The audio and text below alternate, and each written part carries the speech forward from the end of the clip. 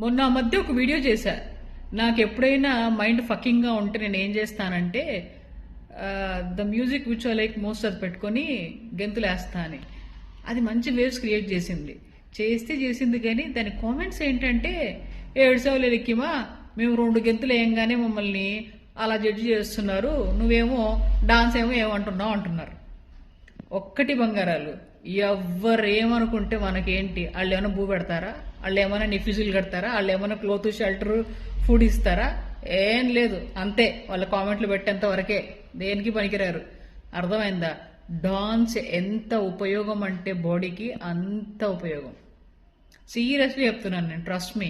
చాలా మంది జుంబా క్లాసులకి వెళ్తున్నారు ఇక్కడ మెడ్రాస్లో. పనులు అందరూ అయిపోగొట్టేసుకొని లేడీస్ వెళ్ళి ఎడబడి ఎగురుతున్నారు, పిచ్చి గంతులు వేస్తున్నారు. ఇట్స్ బెస్ట్ థెరపీ అండి. థెరపీ అనే కదా, it's best meditation. Not only meditation, it's a prayer. You directly connect with the existence, అంతే. దయచేసి పిల్లల్ని కూడా ఎక్స్ట్రా కరిక్యులర్ యాక్టివిటీస్లో ఈ కరాతే ఇదంతా వేస్తూ ఉంటారు పిల్లకాయలని, క్రికెట్లో దాంట్లో దీంట్లో. డాన్స్ చేయండి, డాన్స్ స్టూడియోలో జాయిన్ చేయండి పిల్లల్ని. బాడీకి బాడీ ఆరాంగా ఉంటుంది, మైండ్కి మైండ్ ఆరాంగా ఉంటుంది. మంచి పిల్లలకి ఎట్లుంటుంది అంటే అంత బాగా నిద్ర వస్తుంది నైట్. డాన్స్ ఆడి ఆడి ఆడి మైండ్లో ఏం ఉండదు.